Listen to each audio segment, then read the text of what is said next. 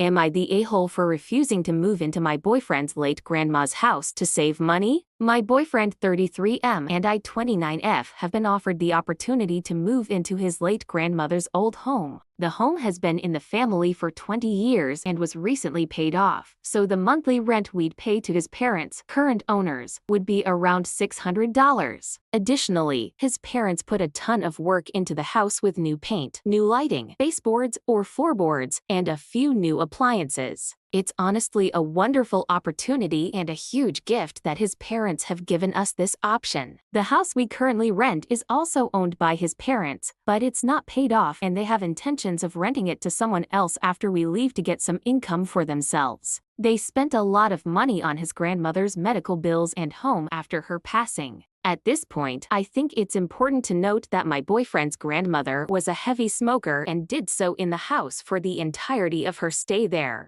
In addition, my family, including myself, has a history of allergies and have never been smokers. Finally, I also have to mention that I haven't spent a lot of time in the house other than brief visits with his grandmother before her passing. During each of those visits, I had a pretty severe allergic reaction in the house but always assumed it was because of the dust and/or animal hair in the house. She had low mobility and 2 big dogs, so it was difficult for her to maintain the big house alone. Fast forward to the weekend, we're set to move into the house. I immediately register the smell of stale cigarettes all throughout the house. It's in every room, including the closets and cabinets. Throughout the move, I'm coughing, my chest feels tight, and I have trouble breathing, but I chalk it up to a lack of exercise and a busy day of moving. It's not until we're practically settled for the first night in the new house that my body really starts to panic. My ears are popping, my heart's racing, and it's hard for me to get a breath down. I end up having to go outside and breathe until my panic attack goes away. This happens a few more times throughout the night and again on the second night before I finally admit to my boyfriend that I can't stay here. My boyfriend is concerned for my health, so we've temporarily moved back into the old house. But everyone is kind of shell-shocked and reeling at what to do. I asked my boyfriend, if it wasn't for me, would you live there? And he said yes. I offered to figure out my own living situation so my boyfriend and our other roommate could move in, but my boyfriend has reservations about us not living together anymore even if it's only for a year.